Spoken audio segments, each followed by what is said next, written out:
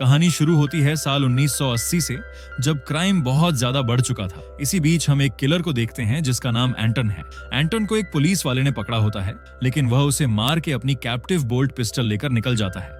Actually में ये weapon animals को मारने के लिए यूज होता है, लेकिन इसे एंटन लोगों को मारने के लिए यूज करता है। वह पुलिस स्टेशन से पुलिस की गाड़ी लेकर निकल जाता है। रास्ते में वह एक आदमी से बात करने के बहाने उसे मारकर उसकी कार लेकर वहां से निकल जाता है। इसके बाद वह एक गैस स्टेशन पर जाता है, जहां स्टेशन का ओनर उससे बहुत अच्छे से बात करता है, जिससे एंटन को बिल्कुल अच्छा नहीं लगता। जिसके बाद वह डिसाइड करता है कि इसकी जिंदगी और मौत का फैसला कॉइन टॉस से करेगा। वह ओनर से कहता है कि तुम इस कॉइन को टॉस करो। ओनर पूछता है इससे क्या होगा। एंटन कहता है कि शायद तुम्हें तुम्हारी जिंदगी मिल जाए, और वह कॉइन को टॉस करता है। ओनर हेड्स कहता है और कॉइन पर भी हेड्स आया था, इसलिए एंटन उसकी जिंदगी बख्श देता है और वहां से निकल जाता है। दरअसल एंटन एक साइको इंसान है जो कभी भी किसी को भी मार सकता है। फिर हम एक दूसरे इंसान को देखते हैं जिसका नाम ल्यूवेलिन मोस है। वह वहां पर शिकार करने आया था। असल में वह पहले आर्मी में था, और जब वह शिकार कर रहा था तभी उसे काफी गाड़ियां एक जगह पर दिखती हैं। उसे पता चलता है कि यहाँ पर गैंग वॉर हुई है, जहाँ एक आदमी उससे पानी मांगता है, लेकिन उसके पास पानी नहीं होता। जब वह आगे जाता है तो देखता है कि पेड़ के नीचे का आदमी पूरी तरह खत्म हो चुका है। उसके पास एक ब्रीफ केस है,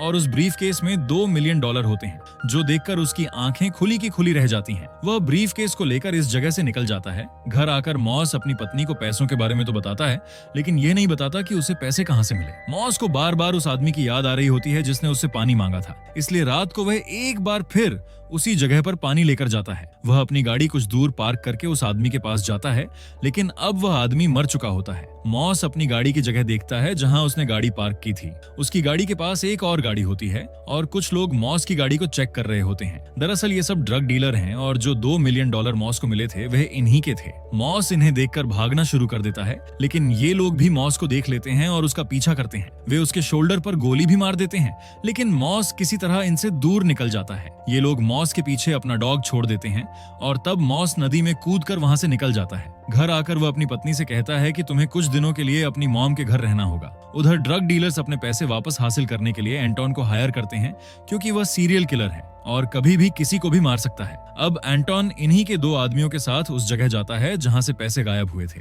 ये लोग एंटन को एक रिमोट के बारे में बताते हैं कि जब भी वह बैग तुम्हारे पास होगा तो यह रिमोट बीप होना शुरू हो जाएगा, क्योंकि उसके अंदर ट्रैकिंग डिवाइस लगा है। एंटन सोचता है कि क्यों ना सारे पैसे खुद ही ले ले, इसलिए वह दोनों को मार देता है। मॉस की कार की नंबर प्लेट से पता चल जाता है कि वह कहाँ रहता है। वह मॉस के घर जाता है, लेकिन वहाँ कोई नहीं था। उसे टेलीफोन का बिल मिलता है जिसमें एक ही नंबर पर कई बार कॉल किया गया होता है, और वह मॉस की पत्नी की मॉम का नंबर होता है। इससे एंटन को पता चल जाता है कि मॉस भाग चुका है, लेकिन उसकी पत्नी अपनी मॉम के घर है। उधर एंटन शहर में घूम रहा है ताकि ट्रैकर से बैग का सिग्नल मिल सके। वह उसी मोटेल पहुंच जाता है। ट्रैकर बीप होने लगता है। एंटन कमरे का दरवाजा तोड़कर अंदर आता है, जहां 3 मैक्सिकन्स होते हैं जिन्हें वह मार देता है। एंटन एयर डक्ट देखता है, बैग नहीं मिलता, लेकिन खींचे जाने के निशान मिल जाते हैं, और उसे पता चल जाता है कि मॉस ने दूसरे कमरे से बैग निकाल लिया है। मॉस बैग लेकर दूसरे होटल में जाता है। वह बैग खोलकर देखता है कि अंदर ट्रैकिंग डिवाइस है, लेकिन देर हो चुकी होती है। एंटन होटल पहुंच चुका होता है। मॉस किसी तरह से बाहर निकल जाता है। दोनों के बीच गोलीबारी होती है और दोनों घायल हो जाते हैं। फिर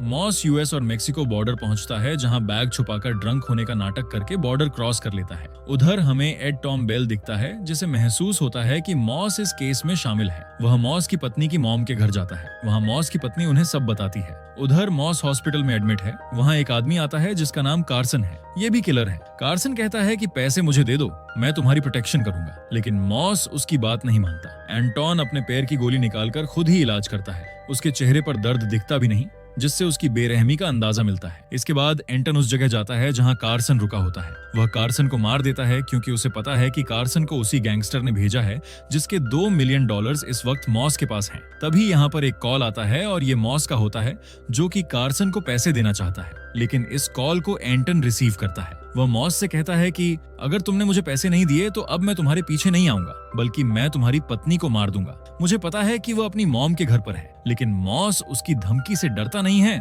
और उसे धमकाकर फोन रख देता है। अगली सुबह मॉस अपनी पत्नी को कॉल करता है और कहता है कि तुम जल्दी से मेरे पास आ जाओ, तुम्हारी जान को खतरा है। अब मॉस की पत्नी को पता है कि मॉस कहां पर है, इसीलिए शेरिफ बेल को कॉल करती है और अपने पति की लोकेशन बता देती है। बेल उसे वादा करते हैं कि मॉस को कुछ नहीं होगा, मैं खुद उसकी प्रोटेक्शन करूंगा, और वह मॉस की तरफ निकल पड़ते हैं। यहाँ पर मॉस की पत्नी और उसकी मॉम दोनों मॉस की तरफ निकल पड़ रहे हैं, लेकिन कुछ मैक्सिकन गैंगस्टर्स काफी टाइम से इन पर नजर रखे हुए थे ताकि जब मॉस के पास जाए तो ये बैग ले ले। इसीलिए गैंगस्टर मॉस की पत्नी की मॉम के पास उसकी मदद करने के लिए जाता है और बातों ही बातों में पूछ लेता है कि वह कहाँ जा रही है, और उसे पता चल जाता है कि मॉस कहाँ है। वहीं मॉस झादियों से अपना बैग लेकर वापस होटल आ जाता है। दूसरी तरफ शेरिफ बेल जो इसी होटल की तरफ आ रहे होते हैं, तभी उन्हें गोली चलने की आवाज सुनाई देती है। वह देखते हैं कि कुछ मैक्सिकन गैंगस्टर पार्किंग से भाग रहे हैं और जब होटल के अंदर जाते हैं तो देखते हैं कि मॉस को उन लोगों ने मार दिया है। ये देखकर शेरिफ को बहुत अफसोस होता है क्योंकि उन्होंने वादा किया था कि वह मॉस को बचाएंगे।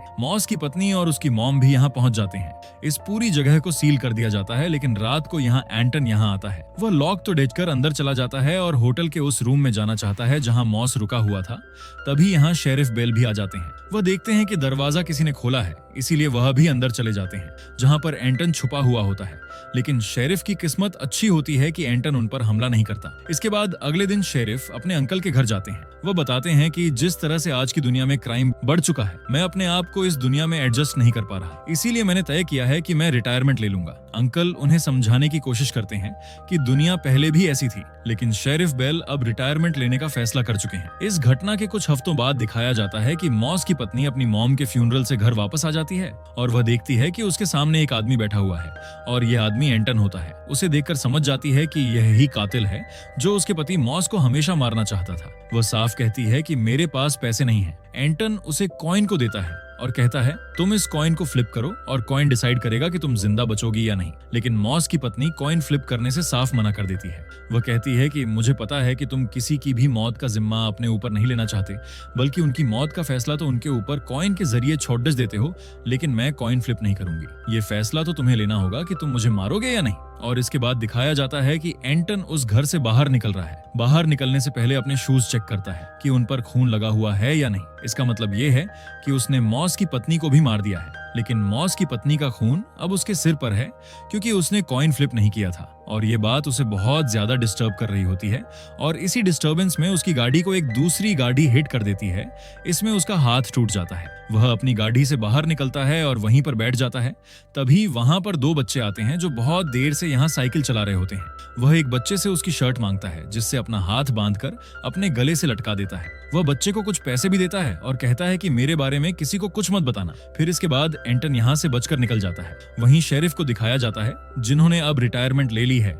वह अपनी पत्नी को अपने दो सपनों के बारे में बताते हैं। पहला सपना उन्होंने यह देखा होता है जिसमें उन्होंने अपने पिता के दिए पैसे खो दिए हैं, और दूसरा सपना यह होता है कि वह अपने पिता के साथ एक स्नोई माउंटेन में गए हैं जहां पर चारों तरफ अंधकार होता है। लेकिन फिर उनके पिता आगे जाकर आग जलाते हैं और उन्हें अपने पास बुलाते हैं। दरअसल पहले सपने का मतलब मौत से जुद्दा होता है। उन्होंने मॉस की पत्नी से वादा किया था कि वह मॉस को बचा लेंगे, लेकिन वह मॉस को नहीं बचा पाए। और दूसरे सपने का मतलब उम्मीद से होता है, जो उम्मीद उनके पिता ने उन्हें दी थी, लेकिन वह उम्मीद दूसरे लोगों को नहीं दे पाए, इसीलिए वक्त से पहले उन्होंने रिटायरमेंट ले ली। दरअसल जो वक्त है वह पूरी तरह से बदल चुका है, इसीलिए इस फिल्म का नाम no country for old man है।